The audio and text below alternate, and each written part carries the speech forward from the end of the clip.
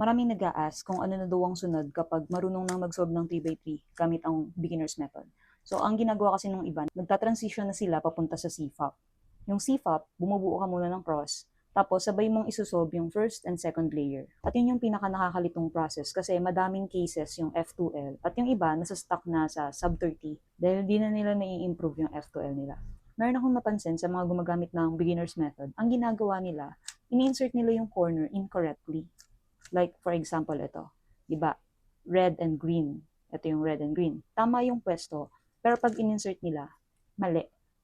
Ganito. Tapos gagamitin daw nila yan para sa F2L. I don't know kung nakakita kayo ng ganun. So, for example, ito, red and blue, insert mo ng mali. Ayan. Kasi diba dapat yung white nasa ilalim. So, in-insert nila na yung white ay nasa side. Tapos ito, ganyan. Tapos ito naman, ayan. So, nasa tamang position sila, pero kailangan i-rotate para tumama. So, ganyan yung ginagawa nila. Tapos, i-prepare daw nila yan sa edge na nasa taas. Halimbawa, yung walang yellow. Ito may yellow, meron. Ito wala. Tapos, i-prepare nila yan dito. Kapag magkaiba ang kulay, halimbawa, pinagsama mo yung, except sa white, so ignore natin yung white, kapag magkaiba yung kulay dito, red, tapos blue, para ma-insert yan, like this, sundan nyo lang, tataas nyo lang yan, pag magkaiba yung kulay tapos i-prepare, dalhin mo doon, ayan, tapos balik. Magkatabi na sila. Tapos ito na yung insert nila. Move, taas, insert, balik. Like that. Yun daw yung F2L nila. So I don't know kung saan galing yun, pero baka makatulong dun sa mga nagsisimula pa lang. Then ito, so ito walang yellow, green and red. Ito yung green and red. Tapat natin. Kapag ganito, kanina kasi magkaiba yung kulay. Ito parehas red. So ang ginagawa nila dito, like ilalayo nila doon sa kabilang side nila dadalhin. So hindi siya dito, dapat nandito sa kabilang side. Tapos kapag nasa kaliwa, gagamitin mo yung lefty alg if you know that, yung parang RUR prime U prime or yung sexy move pero left version. So ganito yung gagawin. Left version ng dalawang ulit. Ito lang ay kapag parehas ng kulay, except dun sa white. Parehas ng kulay, i-move mo dun sa side ng white, tapos dalawang sexy move na left version.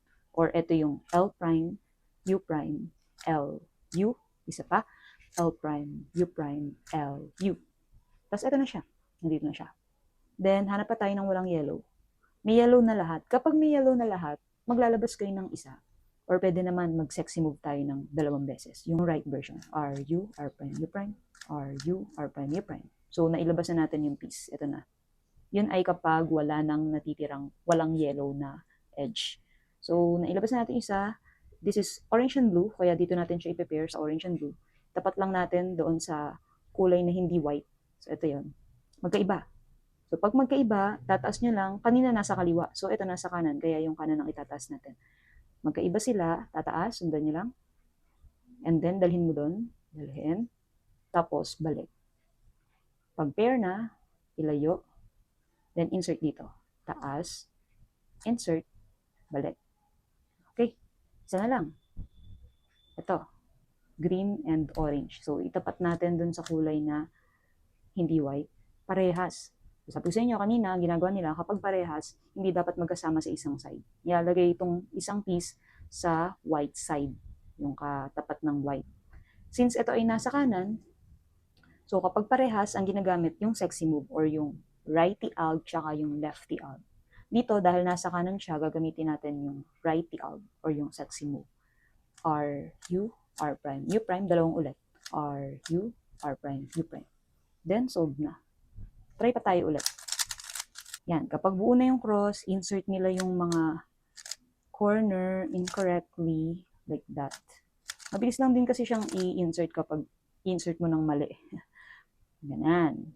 Tapos, ang gagawin, maghanap ng walang yellow. For example, ito, orange and green. Hanapin natin yung orange and green ito. Pagtapatin nyo dun sa walang white, kapag magkaparehas, katulad nito, sexy move ang gagamitin or yung RUR prime U prime. Pero bago nyo yung gawin, kailangan, pag magkaparehas, itong isang piece, isasama mo siya dun sa white. Like that. Then, since nasa kaliwa, we will do the lefty alg. Dalawang beses. L prime, U prime, L, U. L prime, U prime, L, U. Ito na. Next, walang yellow. Ito.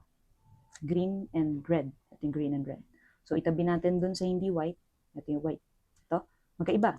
So, pag magkaiba, pwede na natin yan agad i-pair by rotating this, taas, then pair, yan, balik. Okay. Magkatabi na, iwas, taas, insert, balik. Nice. Hanap ulit tayo ng walang yellow. Ito, blue and red. Ito yung blue and red. So, tapat lang natin. Ito yung white, ito yung blue, then blue din. Parehas. So, dahil parehas, ang gagawin, isasama natin to papunta dun sa may white. Ayan, ito yung may white. So, pag magkasama na sila, ang gagamitin natin dito ay yung sexy move. Dahil nasa left, then yung lefty alg yung gagamitin natin. So, gawin lang natin dalawang beses. L prime, U prime, L, U. L prime, U prime, L, U. Yun na. Nice. Then, hanap pa tayo ng walang yellow. Pag may yellow na lahat, then ibig sabihin, kailangan nyo itong ilabas. Paano? Apply lang kayo ng dalawang sexy move or yung righty alg. Ganito. R, U, R prime, U prime, R, U, R prime, U prime. Ito na. Nasa labas na. Then, sama lang natin dito. Okay? Magkaiba. So, pag magkaiba, pwede nang i-pair agad. By, taas lang to. Ito yan. Pair, dari mo doon. Balik.